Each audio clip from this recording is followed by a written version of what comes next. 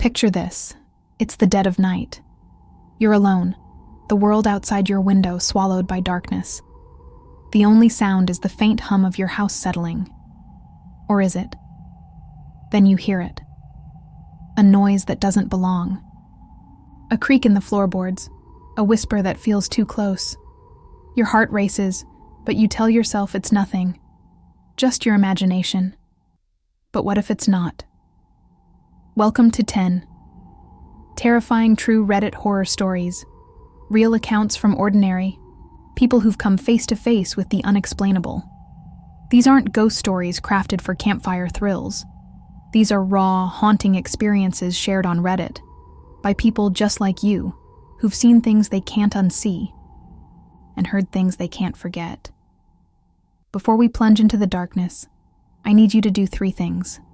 Hit that like button if you're ready to lose sleep tonight, subscribe with notifications on to join our community of thrill seekers, and comment below if you've ever felt that icy chill of being watched. Trust me, these stories will crawl under your skin and stay there.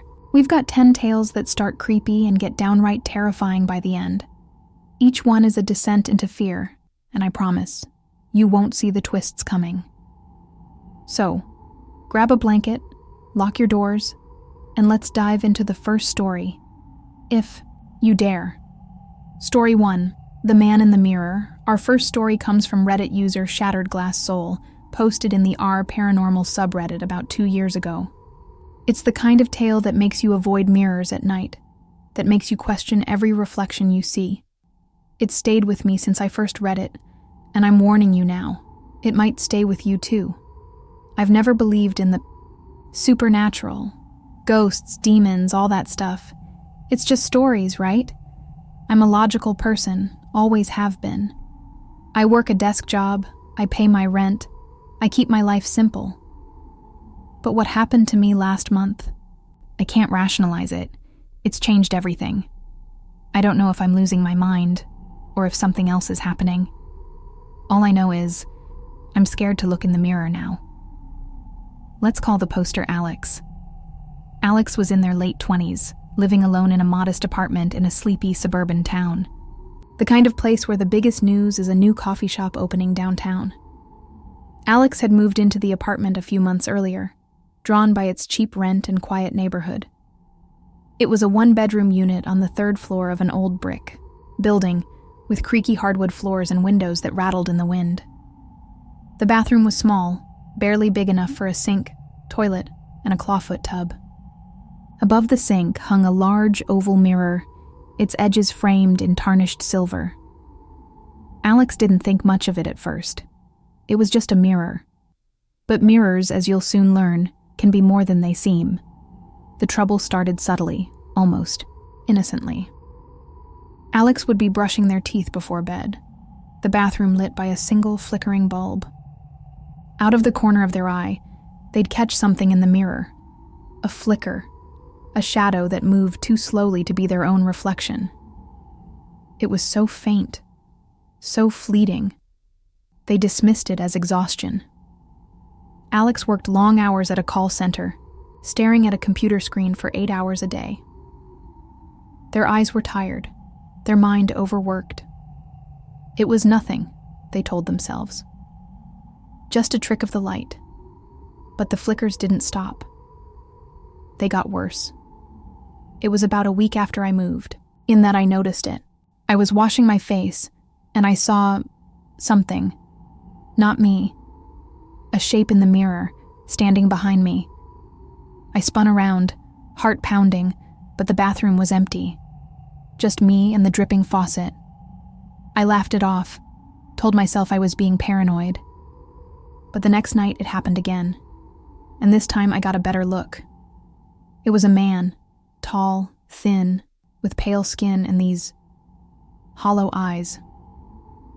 He wasn't moving, just standing there, staring at me. I turned, and again, no one was there. Alex described the figure in chilling detail. He was unnaturally tall, his limbs long and spindly, like a marionette with half its strings cut. His skin was a sickly gray, stretched tight over a skeletal frame. His eyes were the worst, deep black voids that seemed to pull at Alex's soul, as if they could see every fear, every secret.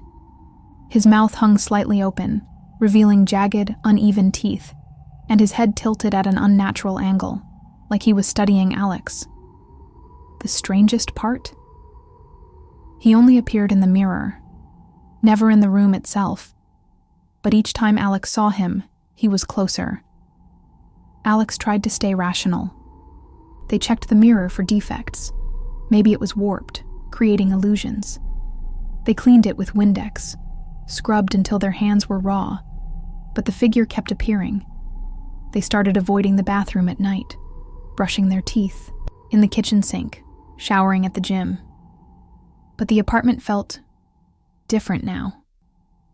The air was heavier, the shadows darker. And then, things started moving. I started noticing things out of place. My keys would be on the bathroom counter when I swore I left them in the kitchen. My phone would be unplugged and moved to the bathroom sink. One night, I covered the mirror with a towel, thinking maybe that would stop it. When I woke up, the towel was on the floor, folded neatly, like someone had placed it there, and I heard it, tapping, coming from the mirror. Tap, tap, tap, like someone was knocking from the other side. Alex was unraveling. Sleep became a luxury, replaced by nightmares of the man in the mirror. In their dreams, he spoke, his voice a rasping hiss that echoed inside their skull. "Look at me." They tried talking to their landlord, a gruff older man who chain-smoked and smelled like cheap cologne. He just shrugged, saying the building was old, built in the 1920s, and empty for years before Alex moved in. "Old places have quirks," he said, but his eyes darted nervously when Alex mentioned the mirror. Desperate, Alex researched the building's history. They found nothing concrete, just rumors on local forums about the previous tenants. One had left after a month, claiming the apartment was cursed. Another had disappeared, leaving all their belongings behind. Alex even tried smudging the apartment with sage, a trick they found online, but the smoke seemed to coil unnaturally toward the mirror, as if drawn to it. The worst night was a week ago. I hadn't slept in days, and I was starting to feel like I was losing it. I had to use the bathroom, so I went in, keeping my eyes down. But as I washed my hands, I felt this cold breath on the back of my neck. It was like ice, prickling my skin. I didn't want to look up, but I couldn't stop myself. In the mirror, he was right behind me, his face inches from mine. His eyes were blacker than anything I'd ever seen, and his mouth moved. I heard him whisper, "You see me, now." His voice wasn't in the room, it was in my head. Alex screamed, stumbling backward and knocking over a shelf. They ran out of the apartment, barefoot, not stopping until they reached a 24-hour diner 3 blocks away. They spent the night there, nursing coffee and shaking, too afraid to go back. When they returned at dawn, the mirror was cracked, a spiderweb of fractures radiating from the center, as if something had punched it from the inside. Alex moved out that week, crashing with a friend until they could find a new place. But the fear followed them. I'm in a new apartment now, but I still feel him. Sometimes when I pass a window or catch my reflection in a glass door, I see him, just for a second, standing behind me. I don't know what he wants, but I know he's not gone. I don't think he'll ever be gone. Alex's story ends there, but the questions linger. Was the man in the mirror a ghost, tied to the apartment's murky past? A demon, feeding on Alex's fear? Or was it all in their mind, a hallucination born of stress and sleepless nights? One thing's certain, Alex will never look at a mirror the same way again. And after hearing this, you might not either. What do you think? Was Alex haunted, or was it something else? Drop your theories in the comments, and if you've ever seen something in a mirror that wasn't you, share your story. We might feature it in a future video. If this story creeped you out, Just wait. Our next tale takes us deep into the wilderness, where a group of friends learned they weren't alone. Story 2. The Thing in the Trees. This next story comes from nosleep, posted by a user called Lost in the Wild. It's a chilling account of a camping trip that went from carefree to catastrophic, and it's the kind of tale that makes you think twice about venturing into the woods. If you love nature, this one might change your mind. Camping has always been my escape.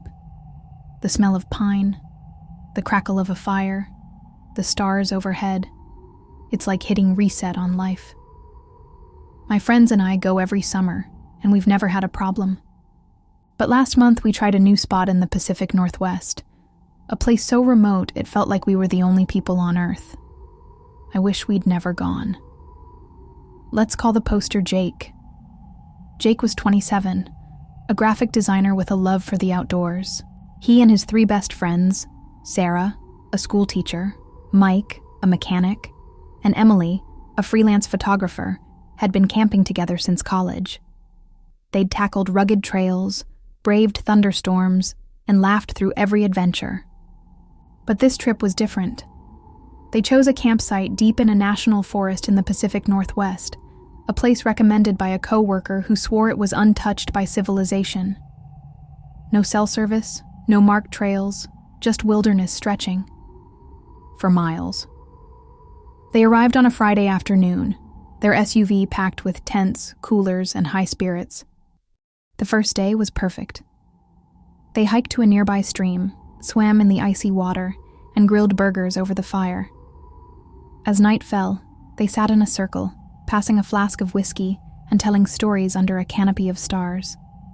The forest was alive, with sound, crickets chirping, leaves rustling, the occasional hoot of an owl. But as the fire died down, Jake noticed something. The forest had gone quiet, too quiet. The crickets stopped. The owls fell silent. Even the wind seemed to hold its breath. Then they heard it, a low, guttural growl like an animal, but wrong. It wasn't the deep rumble of a bear or the sharp yip of a coyote. It was too deliberate, too human-like. The group froze, their laughter choking in their throats. Mike, always the bold one, grabbed a flashlight and swept its beam across the trees. The light caught nothing but bark and leaves, but the growl didn't stop. It circled them, moving from one side of the campsite to the other, sometimes closer, sometimes farther, like it was toying with them. Sarah whispered that it was probably a coyote, but her voice was shaking. Emily clutched my arm, her nails digging into my skin. We put out the fire, thinking the light was attracting it, and crawled into our tents. But the growling followed us. It was closer now, right outside my tent. Then I heard footsteps, heavy, crunching through the leaves. They stopped just inches from my head. Jake described the footsteps as unnaturally heavy, like they belonged to something massive. He lay in his sleeping bag, heart hammering, listening to the thing outside his tent breathe. Slow, rasping breaths that sounded almost human, but twisted, like air forced through a broken pipe. In the other tents, he could hear Sarah whimpering, Mike whispering to stay quiet, Emily's breathing shallow and panicked. Then, the thing spoke. It wasn't English. It was this garbled, guttural mess, like it was trying to mimic words but couldn't form them right. It kept repeating the same phrase, over and over, and every time it spoke, I felt this crushing dread, like it was pulling me toward it. I wanted to scream, but I couldn't move. It felt like hours before it stopped. Group stayed silent, praying the thing would leave. The footsteps circled the campsite for what felt like an eternity, accompanied by the growling and that horrible, almost human voice. Finally, just before dawn, the sounds faded, and the forest came alive again. Crickets, birds, the rustle of leaves. But none of them slept. When the sun rose, they crawled out of their tents, pale and shaken, and found the campsite changed. The claw marks were deep, cutting through bark and into the wood, as if made by something with incredible strength. The footprints were enormous, at least twice the size of a human's, with strange, elongated toes that didn't look natural. Jake took photos, but when he checked his phone later, the images were corrupted, showing only static and distorted shapes. They packed up in silence, moving as fast as they could, and drove back to civilization without looking back. We haven't talked about that night since. It's like we made a silent pact to pretend it didn't happen, but I can't forget it. I've been having nightmares about that voice, and sometimes when I'm alone, I hear those footsteps outside my apartment. I don't know what it was, but I think it followed me home. Jake's story ends with a chilling postscript. He says he's been researching the area where they camped, digging into old records and local legends. He found stories of missing hikers, unexplained disappearances, and whispers of a creature that stalks the forest, one the locals call the Watcher. Whatever it was, Jake is convinced it wasn't an animal, and he's terrified it's not done with him. What was stalking Jake and his friends? A creature from the wild? A spirit tied to the forest? Or something we can't even comprehend? Share your theories in the comments. And if you've ever had a terrifying experience in the woods, tell us about it. We're only on story 2, and the fear is just beginning to build. Story 3, The Voice on the Phone. This next story, posted by Reddit user Echoes in the Dark, is a stark reminder to always check who's calling, because sometimes the voice on the other end isn't human. It's a tale that'll make you think twice before answering a late-night call. I've always been a night owl. My job keeps me up late, so I'm used to the world being quiet while I'm awake. But a few weeks ago, I got a phone call that turned my life upside down. It wasn't just creepy. It felt wrong, like I wasn't supposed to hear it. I don't know if I'll ever feel safe again. Let's call the poster Mia. Mia was 24, a bartender at a dive bar in a bustling city. Her shifts often ended at 1 or 2 a.m., leaving her wired and restless when she got home. Her apartment was a small studio on the 5th floor of a high-rise, with a view of the city skyline and walls thin enough to hear her neighbors' arguments. She'd lived there for a year, and while the place wasn't perfect, leaky pipes, spotty Wi-Fi, it was home. Until the calls started. It was a Tuesday night, around 2 a.m. Mia had just gotten off a double shift, her feet aching and her clothes smelling of beer and cigarette smoke. She was microwaving leftovers when her phone rang. The caller ID showed unknown number, but Mia wasn't fazed. Bartenders get weird calls, drunk regulars, coworkers with lost phones, scammers. She answered, expecting a quick hang-up. I said, "Hello?" But there was just static at first, like an old radio stuck between stations. Then, a voice came through. It was low, raspy, like someone who'd been screaming for hours. It said, "You're not safe." I laughed, thinking it was a prank, and asked who it was. The voice just repeated, "You're not safe," louder each time, until it was practically shouting. Mia hung up, her heart racing, but her mind still clinging to logic. Probably some kid messing around, or a creep who'd gotten her number from the bar. She blocked the number and went to bed, but sleep didn't come easy. The next night, the phone rang again. Same time, 2 a.m. Another unknown number. This time, she let it go to voicemail. When she played it back, her blood turned to ice. The voicemail wasn't just the voice. There were layers of sound, unnatural and disjointed. The scratching was rhythmic, like something clawing at a door. The screams were faint but unmistakable, like they were coming from a vast distance, or another world. Mia deleted it, her hands shaking, and blocked the number. But the calls kept coming. Every night, 2 a.m., a new number, a new voicemail. And the messages got worse. The voice started saying things it shouldn't know. My name, my address, what I was wearing. One night, it said, "Look out your window." I didn't, but I heard something tapping on the glass. I live on the 5th floor. There's no balcony, no fire escape. Just a straight drop. Mia's life became a nightmare. She stopped answering her phone, but the voicemails piled up.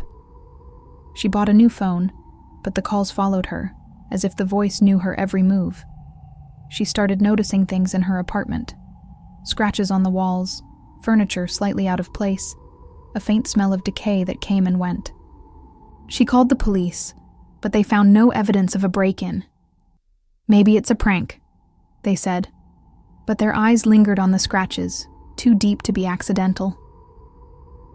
Last night was the worst. The voice said, "I'm in your house." Checked every corner, every closet, under the bed. Nothing. But when I went back to my room, my bedroom window was open, the curtains flapping in the wind. I know I locked it. I grabbed my bag and ran to my parents' house. But the calls haven't stopped. The voice sounds closer now, like it's standing right behind me. Mia is staying with her parents now, but the terror hasn't left her. She says the voicemails come every night, each one more personal, more threatening. She started hearing the scratching in her parents' house, faint but unmistakable, like something is trying to claw its way in. She's afraid to sleep, afraid to answer her phone, afraid to be alone. And sometimes, in the quiet moments, she swears she feels that cold breath on her neck again. Who or what was calling Mia? A stalker with uncanny access to her life? A ghost tied to her apartment? Or something far darker? Something that doesn't belong in our world? Share your thoughts in the comments, and if you've ever gotten a creepy phone call, tell us about it. We're only 3 stories in, and the next one will make your heart race. Story 4. The Shadow in the Hallway. This story, posted by Reddit user Nightmare Walker 22, is about a haunting that started with a child's imagination and ended in pure, unrelenting terror. It's a reminder that sometimes the things kids see aren't just in their heads. I've lived in my house for 5 years, and it's always felt like home. It's old, sure, but it's cozy, full of memories. But a few months ago, my daughter started talking about something in the hallway. I thought it was just a phase, but now I've seen it too, and I don't know what to do. Let's call the poster Ethan. Ethan was 35, a single dad raising his 6-year-old daughter, Lily, in a quaint suburban house.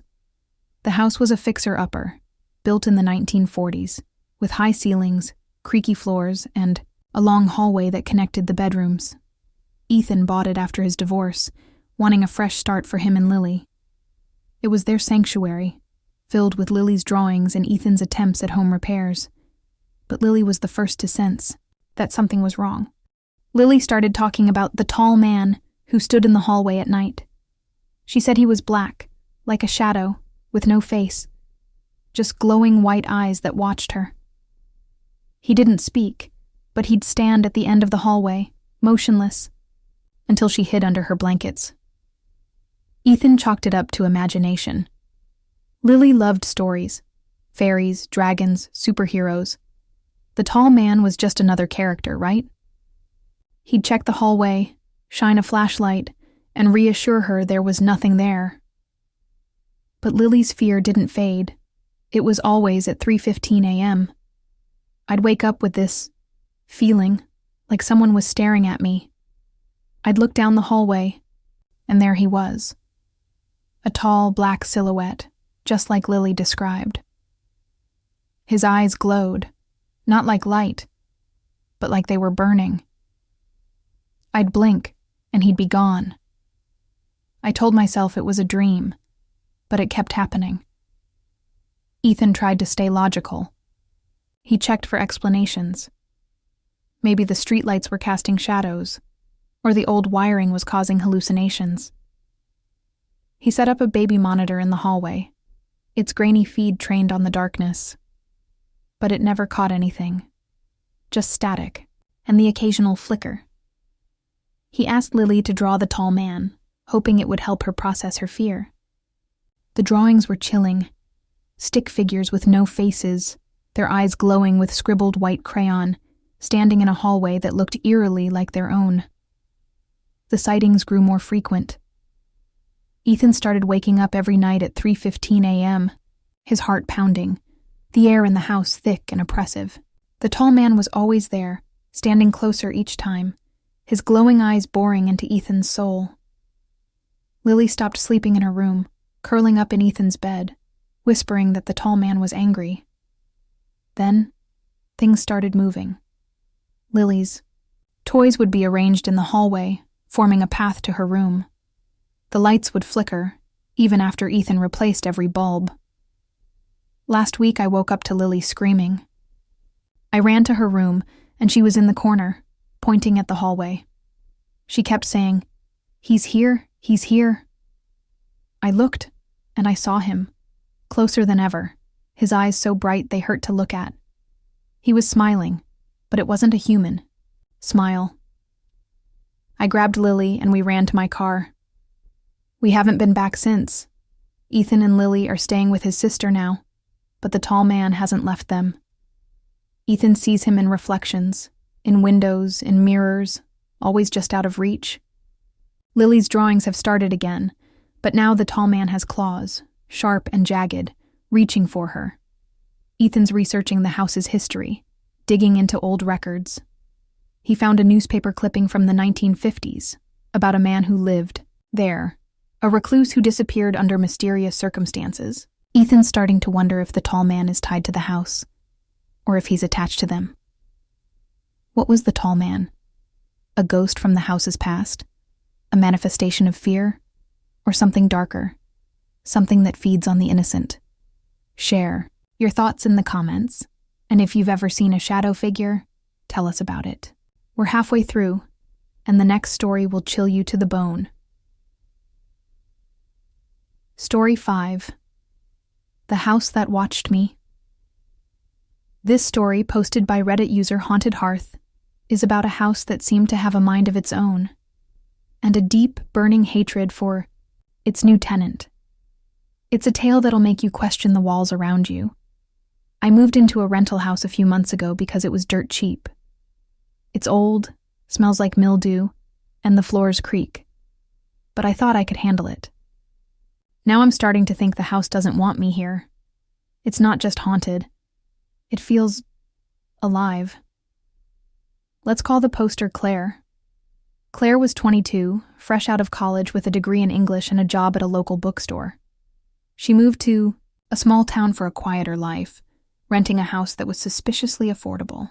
It was a 2-story Victorian, built in the late 1800s, with sagging porches and stained glass windows that cast eerie patterns on the walls. The landlord warned her it needed work, but Claire saw potential, charm in the chaos. She didn't know. The house had other plans. Claire noticed the oddities immediately. The doors would close on their own, even when she propped them open. The lights flickered, casting shadows that seemed to move independently. At night, she'd hear footsteps pacing the attic above her bedroom. Slow, deliberate, like someone was counting their steps. She checked the attic, expecting raccoons or squirrels, but found only dust and cobwebs. The noises didn't stop. They got louder, more insistent, like the house was trying to speak. One night I was cooking dinner and muttered, "This place is a dump." The second I said it, every light in the house went out. I heard a loud bang from the attic, like a piano had fallen. I grabbed my phone's flashlight, and when I looked up, I saw eyes. Glowing, yellow eyes, staring at me from the ceiling. They blinked, and then they were gone. Claire's heart stopped. She ran outside, standing in the overgrown yard until her neighbor, an elderly woman, asked if she was okay. Claire lied, saying it was a power outage, but the neighbor's face darkened. "That house," she said. "It's never been right." Claire pressed her, but the neighbor just shook her head and walked away. Back inside, the lights were on. The house silent, but the air felt heavier, like it was watching her. The incidents escalated. Claire's belongings started moving. Her keys would be in the attic, her phone unplugged and placed on the stairs. The footsteps in the attic became a nightly ritual, sometimes accompanied by a low, guttural hum that vibrated through the walls. Claire started recording the noises, but the files would corrupt, filled with static and what sounded like her own voice, whispering her name. She called her landlord, but he dismissed her, saying old houses have character. Last night, I woke up to my name being whispered. It wasn't coming from the attic. It was in the walls, all around me, like the house itself was speaking. I grabbed my bag and ran, but as I drove away, I looked back. Every window was glowing red, like the house was alive, watching me leave. Claire never returned. She's staying with a friend, but the house hasn't let her go. She hears her name whispered in quiet moments, sees red lights in her dreams. She's researched the house, finding stories of tenants who fled, one claiming the house hated them. Claire's starting to believe the house wasn't just haunted. It was alive, and it wanted her out. Or worse, it wanted her to stay. Could a house really be alive? Or was something darker lurking within its walls? Share your thoughts in the comments, and if you've ever lived in a creepy house, tell us about it. We're at the halfway mark, and the next 5 stories will push the terror to new heights. Story 6, The Graveyard Shift. This story, posted by Reddit user Midnight Patrol, is about a security guard who took a job at a cemetery and discovered that the dead don't always rest.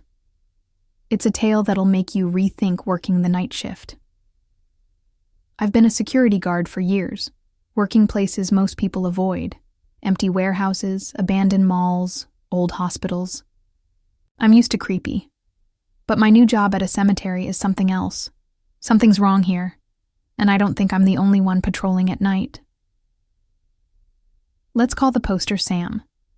Sam was 40, a grizzled veteran of the security industry with a no-nonsense attitude. He'd seen it all: squatters, vandals, even a few ghost hunters sneaking into restricted areas. The cemetery job seemed easy: patrol the grounds, check for trespassers, lock up at dawn.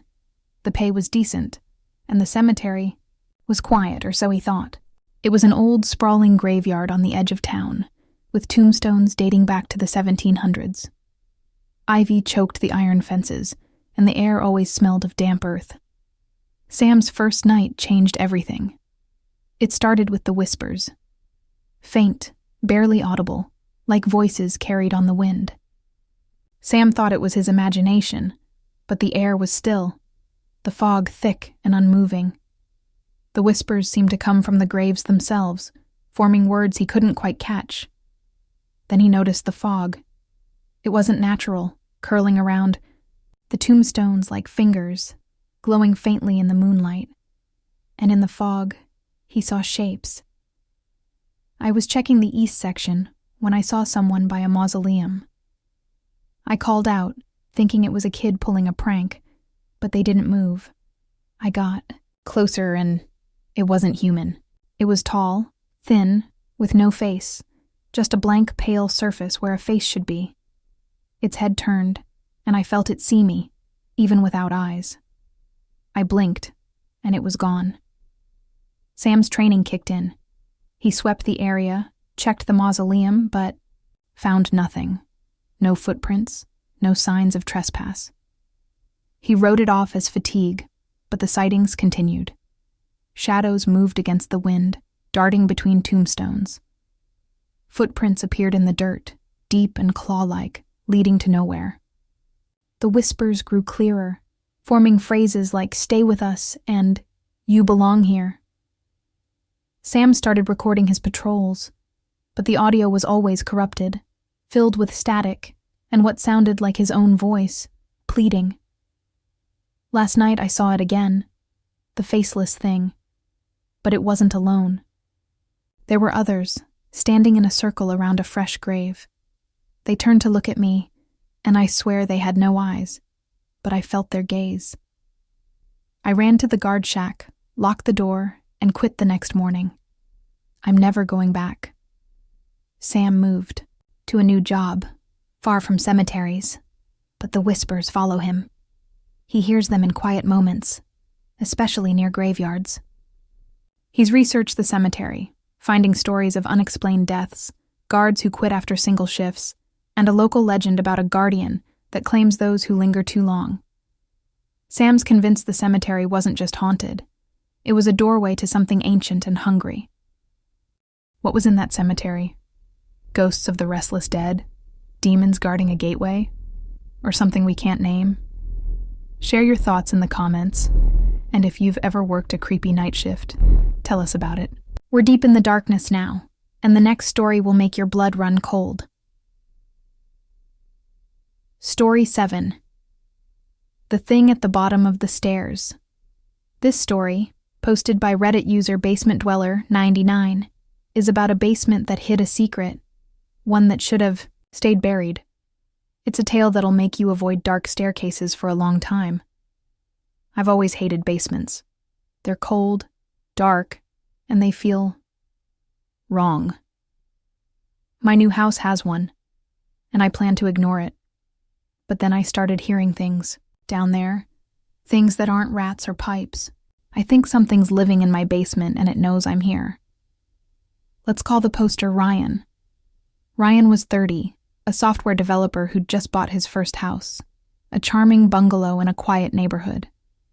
The house was a steal despite its age, with hardwood floors and a big backyard. The only downside was the basement, a dank stone-walled space with a dirt floor and a single flickering bulb. Ryan hated it from the moment he saw it, but he figured he'd seal it off and use it for storage. Then the noises started. At first it was subtle, scratching, like rats scurrying in the walls. Ryan set traps, but caught nothing. The scratching grew louder, more deliberate, like something was carving into the door. He checked the basement during the day, flashlight in hand, but found only cobwebs and rusted tools. The air down there was heavy, oppressive, and the dirt floor was oddly smooth, as if something had been dragging itself across it. At night, the noises returned, and they weren't just scratching anymore. One night, I woke up to breathing, slow, heavy, like a sick animal. It was coming from the basement. I grabbed a flashlight and opened the door, but the stairs were black, like the light couldn't touch them. Then I heard a voice, low and guttural, saying, "Come down." I slammed the door and haven't opened it since. Ryan tried to ignore it, but the basement wouldn't let him. The door would creak open at night, no matter how many locks he added. Dirt from the basement appeared on the stairs, scattered in patterns that looked like claw marks. He called a contractor to seal the entrance, but the contractor refused to go down, saying the air felt alive and the shadows moved. Ryan started sleeping with the lights on, but the noises grew louder, more aggressive, like the thing below was angry. Last night I saw it. I was locking the basement door when I looked down the stairs. At the bottom, there was a figure, crouched, with long, twisted limbs and glowing red eyes. It was smiling, its teeth sharp and jagged. It said my name, and I felt it pull at me, like it wanted me to join it. I ran out of the house, and I'm never going back. Ryan sold the house at a loss and moved across the country. He's trying to rebuild, but the basement haunts him. He dreams of the thing at the bottom of the stairs, its red eyes burning into his soul. Sometimes he wakes to the sound of scratching under his bed, faint but unmistakable. He's starting to wonder if the thing was tied to the house, or if it followed him. What was living in that basement? A creature from the earth? A demon bound to the house?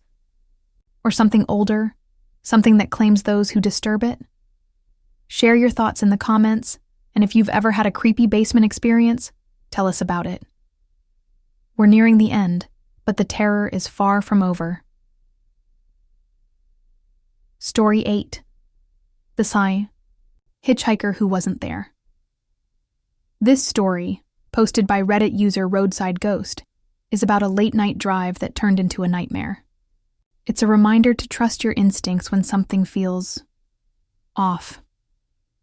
I'm a truck driver, so I spend my life on the road. I've seen weird stuff, strange lights, animals that don't look right, but nothing like what happened last week. I picked up a hitchhiker in a storm, and now I wish I'd kept driving. Let's call the poster Tom. Tom was 45, a long-haul trucker with 20 years of experience. He'd driven every highway in the country, from sun-scorched deserts to icy mountain passes. He was used to solitude, to the hum of the engine and the flicker of mile markers. But one night, on a rural stretch of highway in the Midwest, he saw something that changed him. It was past midnight, the rain coming down in sheets.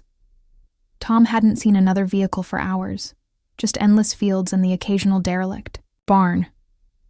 Then he saw the hitchhiker, tall, hunched, standing by the roadside with his thumb out.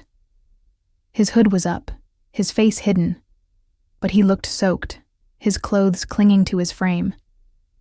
Tom hesitated. Picking up strangers wasn't his thing. But the storm was brutal, and he figured no one deserved to be out in that. He pulled over. The hitchhiker was quiet, his face shadowed by the hood.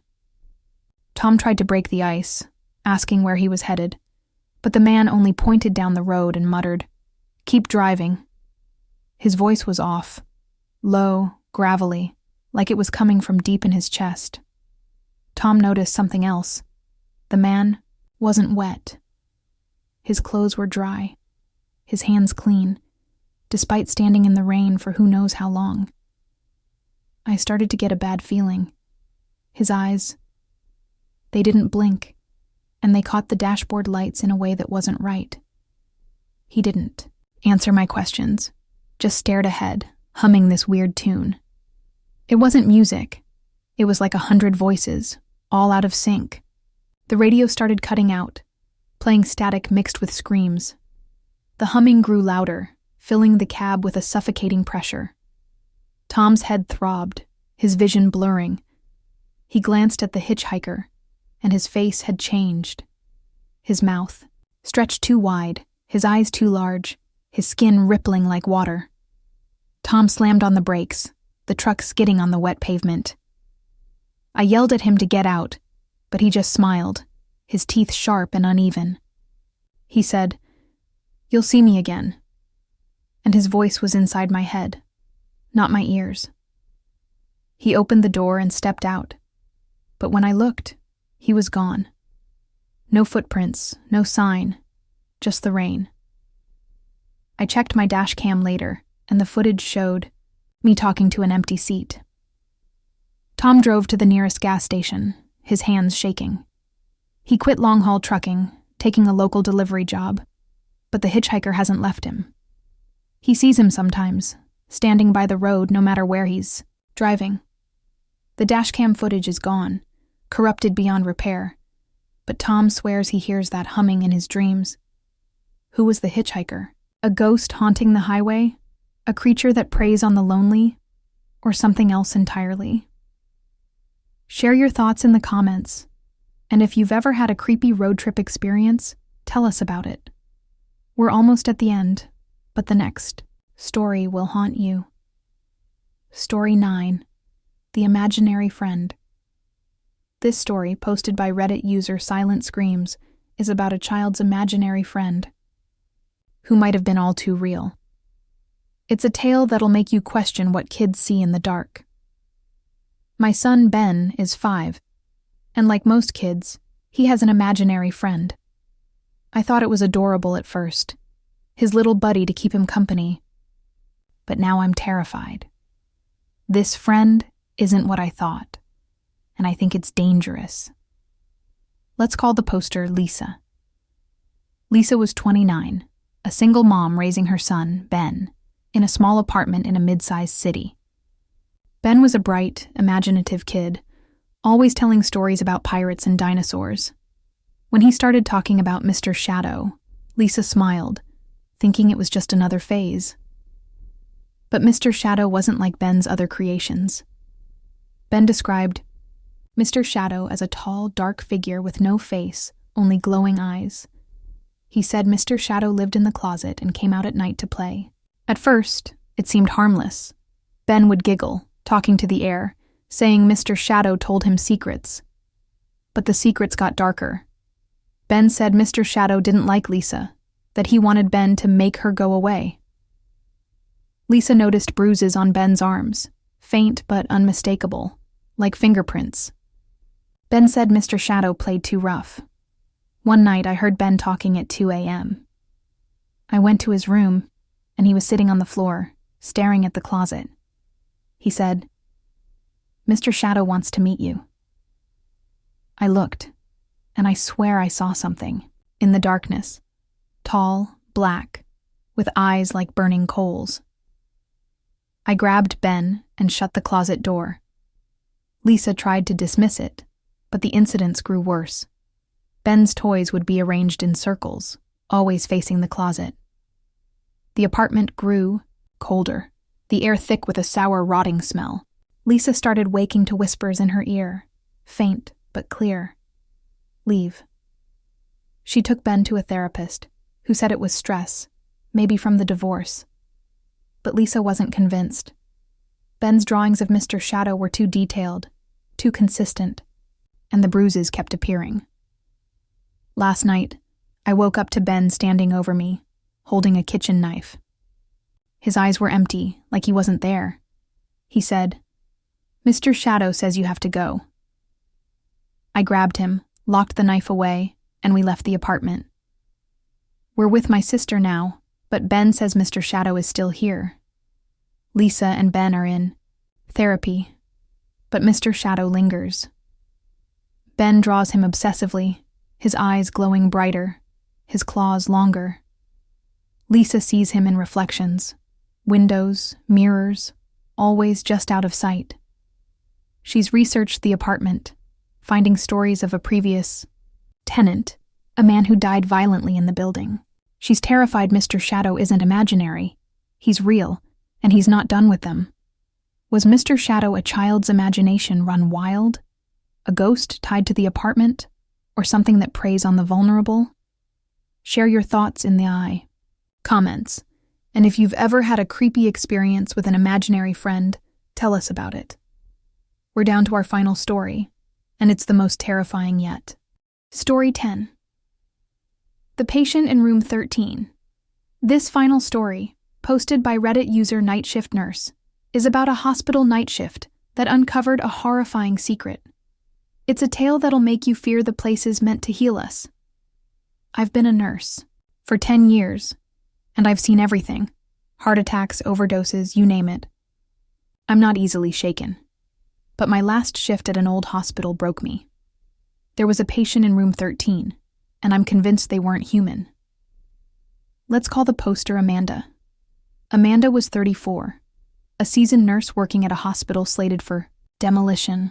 It was a relic of the 1960s, with peeling linoleum, flickering lights, and a constant smell of antiseptic mixed with decay. Room 13 was at the end of a long corridor, always locked, and the staff avoided it, whispering about bad vibes. Amanda thought it was superstition, until she was assigned to check on the patient in room 13. The chart listed the patient as John Doe, admitted decades ago with no known family. The details were vague. No diagnosis, no treatment plan, just a note to monitor. Amanda knocked on the door, her stomach twisting. No answer. She unlocked it and stepped inside, the air hitting her like a wall, cold, thick, smelling of rot. The room was freezing, and it smelled like death. The patient was in a chair, staring at the wall. I said, "Sir, I'm just checking on you." But he didn't move. Then he turned, and his face, it wasn't human. His eyes were too big, his mouth too wide, his skin like melted wax. He smiled, and I felt my blood freeze. Amanda stumbled back, her flashlight shaking. The patient stood, his movements jerky, like a puppet with broken strings. He didn't speak, but a voice echoed in her mind. "Stay with me." She ran, locking the door, but the banging started, loud, relentless, like the thing was tearing at the wood. She reported it to her supervisor, who paled and told her to stay away from room 13. I checked the records the next night. There was no John Doe, no patient in room 13. But I went back, and the door was open. The room was empty, but the wall had a message scratched into it. "You'll stay next." I quit. The next day, and I'm never going back. Amanda left nursing, moving to a new city, but the voice follows her. She hears it near hospitals, in her dreams, always the same. "Stay with me." She's researched the hospital, finding stories of missing staff, patients who vanished, and a room 13 that was sealed off after a disturbance in the 1970s. Amanda's convinced the thing in room 13 wasn't a patient. It was something wearing a human face. What was in room 13? A ghost trapped in the hospital? A demon hiding in plain sight? Or something we can't comprehend? Share your thoughts in the comments, and if you've ever worked in a creepy hospital, tell us about it. That's all for tonight's terrifying tales, but we're not done yet. Thank you for surviving 10 terrifying true Reddit horror stories. If these tales kept you up, hit that like button and subscribe with notifications on to join our fearless community. Want more? Check out the playlist linked below for even darker stories. And don't forget to share your own creepy experiences in the comments. We might feature them next time. Until we meet again, keep your lights on, your doors locked, and your eyes open. You never know what's watching, and if you hear something tonight, don't look behind you.